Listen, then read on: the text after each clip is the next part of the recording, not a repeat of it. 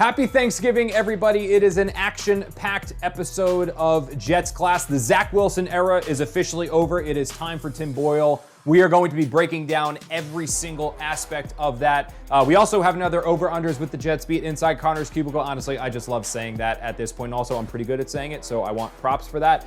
We are also going to open up the mailbag because there is so much to talk about right now with the state of the Jets. Before we get to any of that, though, and make sure you stick around for all of that, it's time for the Takeoff.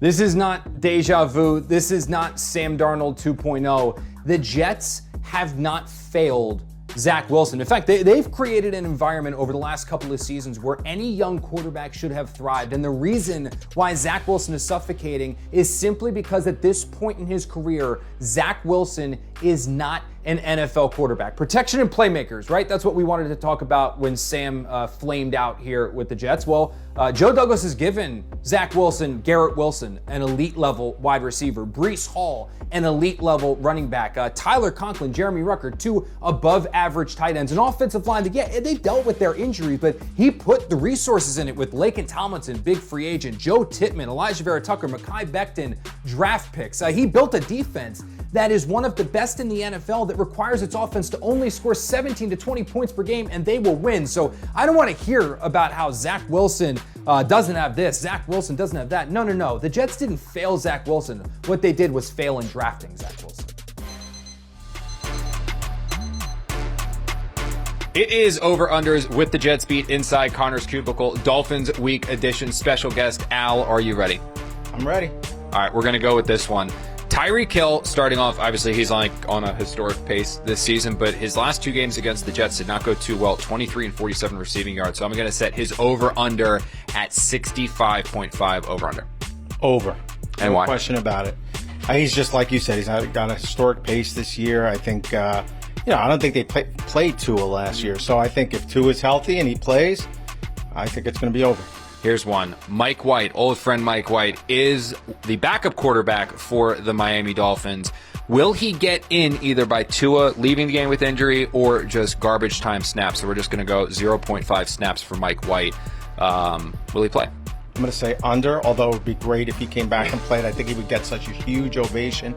Jet fans loved him, but unfortunately, I don't think he's going to play. Let's switch to the Jets. Touchdowns. That's obviously been a problem throughout this year.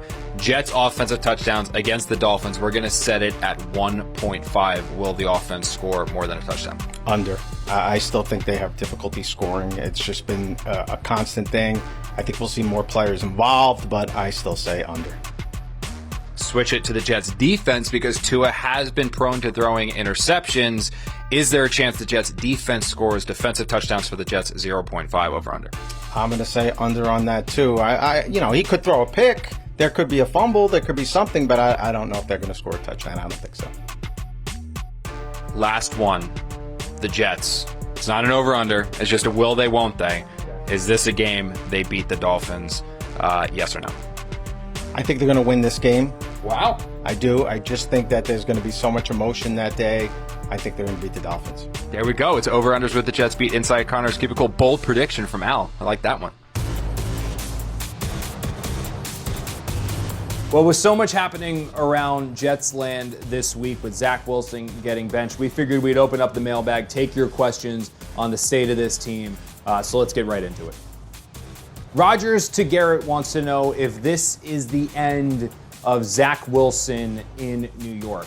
I think that's basically the most obvious thing coming out of this. In fact, I'm actually surprised the Jets didn't cut Zach Wilson outright on Monday. I thought that was going to happen based off of my conversations with some people within that building, and I think probably someone stepped in there to keep that from happening. But no, once the Jets sent him to the sideline a week ago there against the Bills and then made the decision now to go to Tim Boyle to demote Zach Wilson to third team. This is basically just another Trey Lance situation in San Francisco, only the Jets don't necessarily have their Brock Purdy. But no, absolutely, Zach Wilson's tenure with the Jets is over, and it's going to go down. Zach Wilson will, as not only one of this team's biggest draft busts, but probably one of the biggest draft busts in NFL history.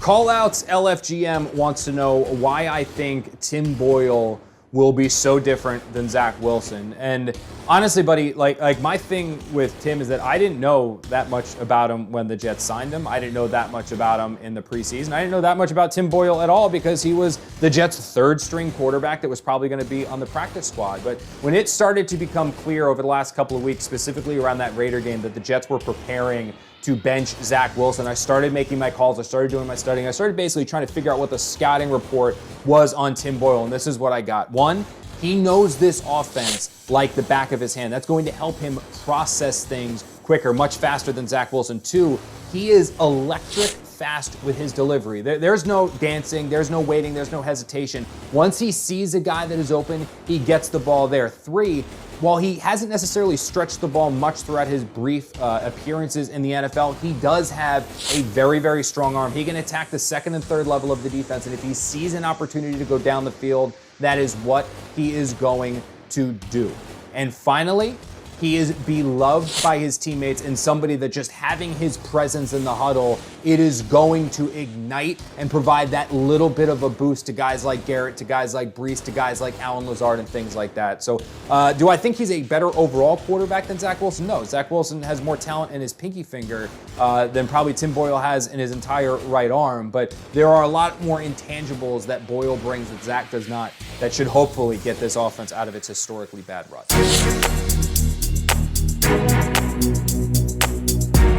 Okay, it is Thanksgiving week, so in the spirit of being thankful, of being positive, of not being negative all the dang time, I figured that I would focus here on this Thoughts on the Walk on 3 Jets-related things that I am particularly thankful for. It is presented by Monmouth University. Explore further at monmouth.edu/amplified. We'll start with this one. This Jets team, they always make it interesting. Seriously, I mean, it's one thing to be bad, it's another thing to be good, but what I will take over any of that is a team that week in and week out, day in and day out, makes my job fun, makes my job interesting, and the Jets absolutely do that in victory or in defeat. There is always something to talk about with this team, which makes day in and day out a good time.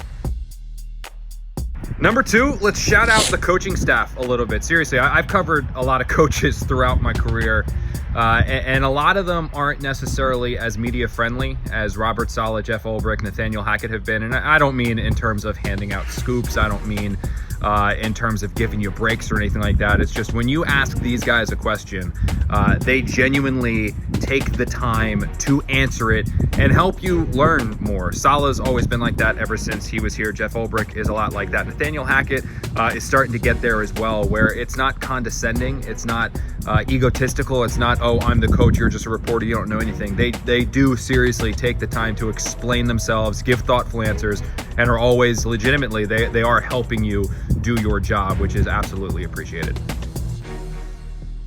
The number one thing I am thankful for, though, there is no denying this one. There's no competition. It is the Jets kitchen staff. The meals that they provide us on a day in, day out basis.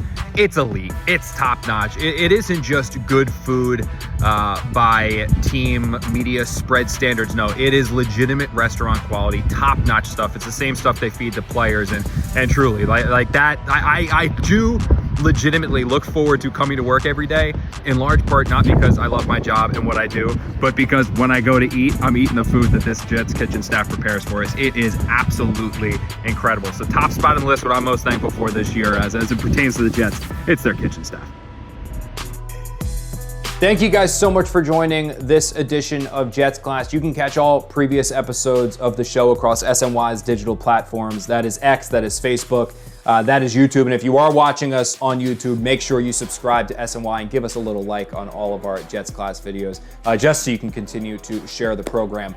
You can catch me and the rest of the Jets pregame live crew on Black Friday for the first ever NFL Black Friday game. That's going to be a blast. We're coming live on SNY at 2 p.m. Before the game at 3. So make sure you guys catch us there, because I look forward to seeing you there.